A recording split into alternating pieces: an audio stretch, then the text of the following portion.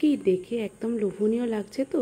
আর এই বর্ষায় অবশ্যই একবার বাড়িতে ট্রাই হয়ে যাক এই আচারি ইলিশটা। সো আমার চ্যানেলের আরও একটি নতুন ভিডিওতে তোমাদের সবাইকে জানাই স্বাগত।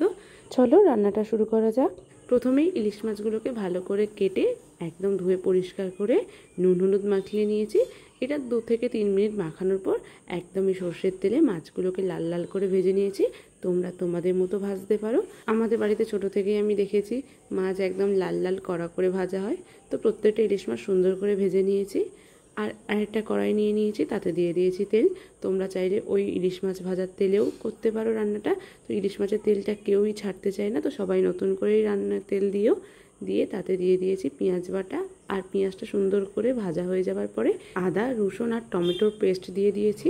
আমার কাছে টমেটো ছিল না বলে আমি একটু টমেটো কেচাপ ইউজ করেছি। আর তার সাথে ইউজ করেছি কাজু আর চালমগজের পেস্ট আর একটু শুকনো লঙ্কার পেস্ট।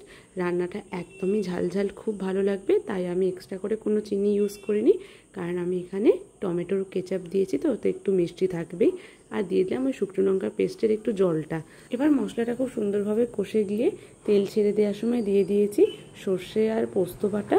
আমি এখানে কালো সাদা দুটো সর্ষে ইউজ করেছি। মশলাটা কষানোর পরে সর্ষে বাটাটা ইউজ করেছি, নয়তো মশলাটা তেতো হয়ে যেত। আর দিয়ে দিয়েছি পরিমাণ মতো নুন আর হলুদ গুঁড়ো আর জিরে গুঁড়ো। ব্যাস, এবার একটু জল ঢেলে দিয়েছি, ওই মশলা ধোয়ার জলটাই দিয়েছি। সাথে মশলাটা খুব সুন্দরভাবে কষতে দিয়েছি। দেখতেই পাচ্ছ একদম সুন্দর মশলা ফুটে গিয়েছে।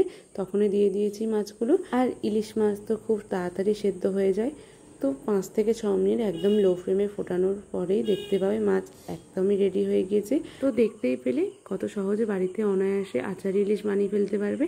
কেমন লাগলো ও কেমন হয়েছে অবশ্যই বাড়িতে বানিয়ে আমাকে জানাবে। ভালো লাগলে লাইক কমেন্ট শেয়ার করবে। সবাই ভালো থাকবে, টাটা।